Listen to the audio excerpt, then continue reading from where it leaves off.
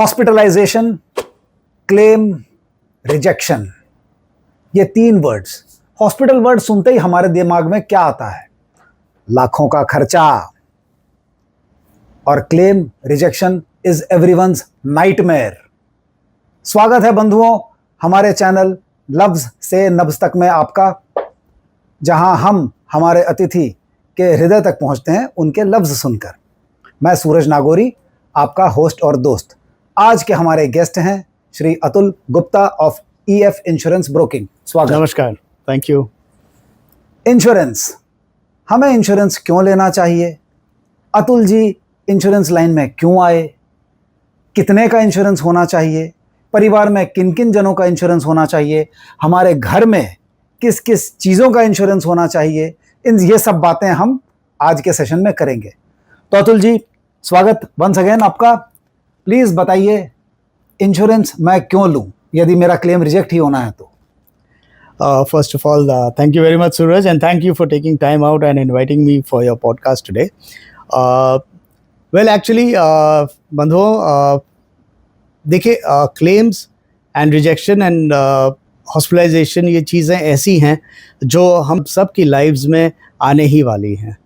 इस चीज़ों से हमें पता है कि जब हॉस्पिटलाइजेशन होगा, उनको सही तरीके से, सही मायने में उन सब चीज़ों को प्रोटेक्ट करने के और इंश्योर कराने के लिए सही प्रोडक्ट लेना ही ज़रूरी है। और सही अपने जो एग्जिस्टिंग इलनेसेस हैं, अपने जो प्रॉब्लम्स हैं, अपने पास्ट हिस्ट्री ऑफ इलनेसेस है, उन सब को डिक्लेयर करने से chances of rejection reduces drastically.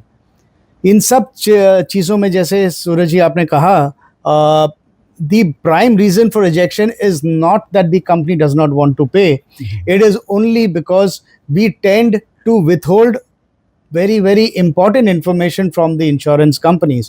और जिस समय हॉस्पिटलाइजेशन होता है और डॉक्टर जब प्रिस्क्रिप्शन पे लिख देता है नोन केस ऑफ फलाने डिजीज, तब पता चलता है कि आपको था और आपने डिक्लेयर नहीं किया। इंश्योरेंस पॉलिसी लेते समय अब आप समझिए, you are getting into a contract where you are supposed to declare everything openly and frankly, and the insurance company is giving you a policy based on that declaration. मगर अगर आपने ही incomplete declarations दी हैं तो फिर problem होने का chances बहुत ज़्यादा बढ़ जाता है।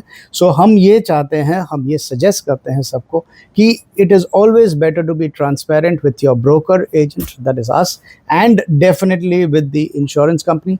तो जो फॉर्म आप भर के साइन करके सबमिट करते हैं प्रपोजल के समय, उस चीज़ पर do not ever ask the agent or the broker to fill that questionnaire on his own.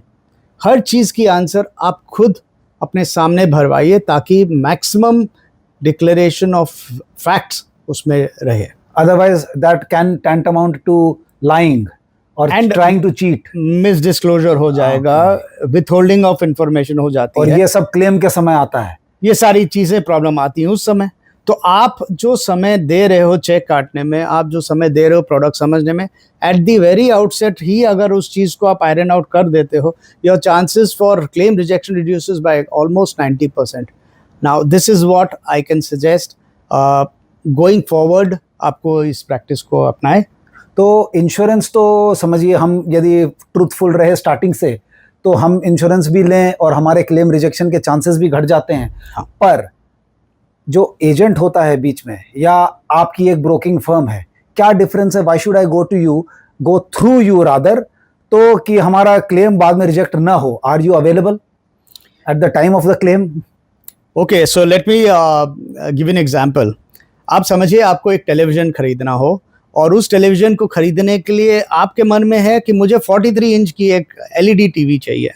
आप करोगे क्या? या तो आपके पास ऑप्शन है एक स्टैंड लोन, से फॉर एग्जांपल सैमसंग की दुकान में आप गए, आपने सैमसंग की सारी जो टीवीज़ है उन टीवीज़ को आपने देखा और सैमसंग वाले के बंदे से आपने पूछा तो वो कहता है, सर ये टीवी फलाना टीवी बहुत अच्छा है। What we seem to forget is that Samsung person वो सिर्फ और सिर्फ सैमसंग की ही प्रोडक्ट्स के गुण गाएगा, करेक्ट? लेकिन अब now come to the situation जिस समय कि आप एक ग्रेट ईस्टर्न ट्रेडिंग में या सेल्स एम्पोरियम में जा रहे हैं और उनसे आप बोलते हो कि मुझे 43 इंच की एक टेलीविज़न चाहिए, जो कि आप मुझे बताओ कि कौन सी अच्छी है। आप वहाँ पे LG की भी प्रोडक्ट्स देखोगे, सोनी के देखोगे, सैमसंग के देखोगे, और अनेक दूसरे ब्रांड्स के आप प्रोडक्ट्स देख के, परख के, फिर आप डिसाइड कर सकते हो कौन सी प्रोडक्ट चाहिए। अब आप करोगे क्या? Would you go to the Samsung store, or would you go to a sales emporium, or multi brand store? और मल्टी ब्रांड स्टोर में हमको सैमसंग भी मिल रहा है। Exactly. हाँ, That is exactly the difference between us as a broker and everybody else, because as a broker हमारे लिए कोई फर्क नहीं पड़ता कि हम सैमसंग बेचे हैं या LG बेचे हैं या सोनी बेचे।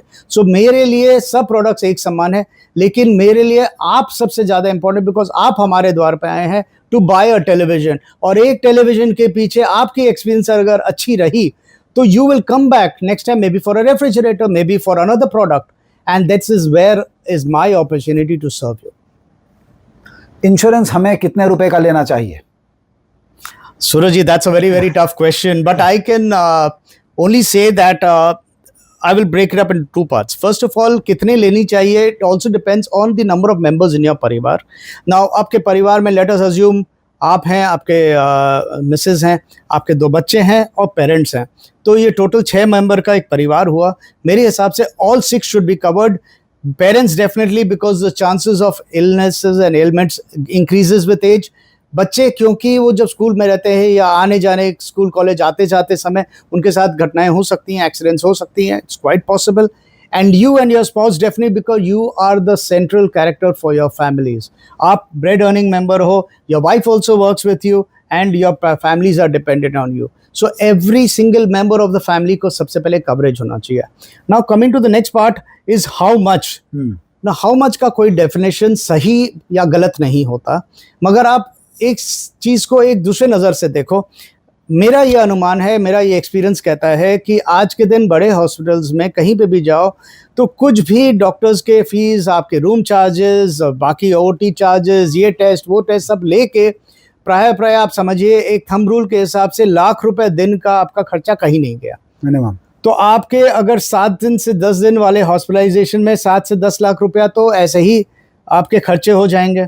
भगवान ना करे कोई बड़ी इलनेस रही तो और 10-20 लाख जा सकता है। So you take it now for a minimum of 10-15 lakhs, मगर उसमें प्रीमियम कितना आप अफोर्ड कर सकते हैं, ये हर परिवार के लिए premium affordability is a very unique case for every family. So अब उसको ध्यान में रखते हुए आप मिनिमम 8-10 लाख की तो पॉलिसी लो, और साल में 2 साल में 5 साल में जब अपॉर्चुनिटी मिले keep increasing that amount over a period of time. So we should not consider the premium as a cost rather than being covered. हमें उसका भरोसा जो है कि हमें तकलीफ के समय ये काम आएगा, rather than ये तो मेरा खर्चा लग गया, हर साल बेकार का लग रहा है, मैं ये पैसा यहाँ नहीं खर्चा करूँ और मैं पैसे बचा करके रखूँ तो ये मेरा प्रीमियम का cost, it is not an investment. ये तो इसको आप हमारे दर्शकों को बताएं कि do not take it as a cost, take it as an investment. How? See, I can only tell you about my own experience. When I took my policy around 20 years back, and I was paying a small amount of some 14,000-15,000 rupees a year. I paid it for around till 2017 was my first claim.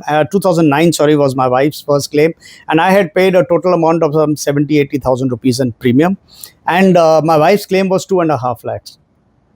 अब आप इसकी internal rate of return निकाल, आप इसको rate of return अगर आपको investment के तरीके से देखना है, इंश्योरेंस आप एक बार साइड रखो। आप ये समझो कि आपने दिया 14-15 हज़ार रुपए सालाना, 7 साल में आपने दिए मोटा मोटी लाख रुपया, और मेरी वाइफ की इलनेस जब हॉस्पिटलाइजेशन हुआ उनका 2.5 लाख रुपए का खर्चा हुआ in a span of 3 weeks, 2.5 lakhs, I am talking of 2009, so 2.5 lakhs was paid by the insurance company. My if you look at from the returns perspective, it was definitely beneficial. Yes. But I would recommend ideally वो insurance के पैसे आप समझ लो कि आपके अगर 15,000 रुपए के इंश्योरेंस के पैसे लग रहे हैं मंथली बेसिस वो 15,000 रुपया हुआ। आज 15,000 रुपया, आज के दिन आप रेस्टोरेंट जाते हैं 800,000 रुपया पर पर्सन का मामूली सा खर्चा लगता है एक रेस्टोरेंट में फॉर 1 evening। तो आज इस चीज़ को 1-15,000 रुपया मंथली अगर आपके एक्सपेंस टुवर्ड्स इंश्योरेंस जा रहा है और आपको क्लेम ना लेना पड़े, यही मैं मान के चलता हूँ, यही भगवान से प्रार्थना करता हूँ कि आपको क्लेम नहीं लेना पड़े। मगर इवेंचुअलिटीज़ तो होती हैं, प्रॉब्लम्स तो आती हैं, क्लेम्स होती हैं, उस समय आपको ये इंश्योरेंस पॉलिसी बहुत ज़्यादा ही काम पड़ेगा और हाँ। काम फायदे में आएगा। तो इसको खर्चे के हिसाब से नहीं देखना चाहिए, रादर एक इन्वेस्टमेंट के हिसाब से देखना चाहिए। Yes, it is also protecting your savings. आज Yes. आपने जो यही 10 लाख रुपए सपोज आज आपके खर्चे होते तो आप अपने पूंजी में से 10 लाख रुपए निकाल के खर्चे करते। Yes. बट यही 10 लाख रुपए आपके पॉकेट से ना जाके वो इंश्योरेंस कंपनी अगर बेयर करती है, I think it's a very fair deal and it buys you a huge amount of peace and satisfaction. So by not encroaching on your savings, it is adding to your संपत्ति। मैं आपके बारे में पढ़ रहा था कि आपके ईएफ इंश्योरेंस ब्रोकिंग में आप लोग सुरक्षा, स्वास्थ्य और संपत्ति भी कुछ बात। Yes. प्लीज आप थोड़ा आपके ईएफ इंश्योरेंस ब्रोकिंग के बारे में। तो आप लोग कई लोग जानते हैं कि इन द 1970s इंडिया का एक बहुत पॉपुलर एक मूवी भी होता था उस समय, मनोज कुमार जी का मूवी था विच वाज कॉल्ड रोटी कपड़ा और मकान। And the fact of life is in the 1970s रोटी कपड़ा और मकान was the absolute basic necessity that every family needed. आज के दिन रोटी कपड़ा और मकान पर हमारे उतना टेंशन है नहीं। हाँ। रोटी कपड़ा मकान आराम से मिल जाते हैं। तकलीफ हमें होती है जब स्वास्थ्य, सुरक्षा और संपत्ति की कवरेजेस, और इस दिशा में हमें सोचने के लिए अनिवार्य हो गया है। बिकॉज स्वास्थ्य हुआ आपका हेल्थ, सुरक्षा हुआ आप protection of you and your assets, your homes, your factories, Family shops, members. Your family members, that is सुरक्षा। एंड संपत्ति, बिकॉज इवेंचुअली यही इंश्योरेंस प्रीमियम, यही क्लेम के समय जो आपकी संपत्ति बच रही है, यही प्रीमियम से आपकी संपत्ति भी बचेगी। So we believe in the concept of swasthya, suraksha and संपत्ति, और यही हम आपके लिए मैसेज भी देंगे। Please focus on this. कुछ आप आपके इंश्योरेंस की जर्नी के बारे में बताइए। ईएफ इंश्योरेंस आपने क्यों ज्वाइन किया, कब ज्वाइन किया, and how has the journey been since? Okay, so I've been working since 1988, and in my years, whenever I traveled, wherever I've traveled, I have always ensured that I take travel insurance. That apart, my health insurance has been on from early 2000s, and there was this, our parent company, Eastern Francis Limited, has been in the business since 1967, 58-year-old company, and we had all the financial products. Magar insurance हमने 2000 साल में add किया. That is also the time when all the privatization of the Yes. insurance companies were happening, and the insurance industry was opening up Yes. for the within India, and that is when we decided to add insurance as a product in our basket of products. Even foreign And, companies, a lot of them came to India. Yes, post that a lot of foreign companies have come into India, and in fact I must share with you that all the public sector companies, that's National Insurance, New India, United, Oriental, and they have actually benefited. They're doing far better today than they were doing in that time, because they've got a vast multitude of products today which earlier they were limited to only some basic products. Plus the market for insurance has expanded so much that the industry today, only in the health insurance sector, for example, is growing between 20 to 25% per annum. It is projected to grow between the year 2025 and 2035. So this is the vast amount of business opportunities that is available for not only for all the citizens of the country, but for insurance companies and brokers like us. So private companies and foreign companies के आने के कारण government companies का भी business बढ़ गया. In fact, they have become more efficient. If they have become more efficient, and there are more choices now available and more options available to the end customer. Absolutely. So The they have benefit- actually benefited because of the competition and because of the opening up of the insurance sector. Perfect. तो एक बात है आपसे पूछना चाहूंगा, ये मेरे दिल के काफी करीब है कि इतना सब होने के बाद भी why only less than 5% of India remains insured? सूरज जी, अब देखिए उसको दया हम ये देखें कि क्या हुआ लास्ट 75 ईयर्स में, और या देखें कि आगे की दिशा क्या है। हमें बैक नहीं जाना है, हमें आगे देखते रहना है। And the rate of growth, like I mentioned to you, for the health sector itself is something like 20 to 25% per annum is a growth rate. So मुझे फ्यूचर बहुत ब्राइट लग रहा है।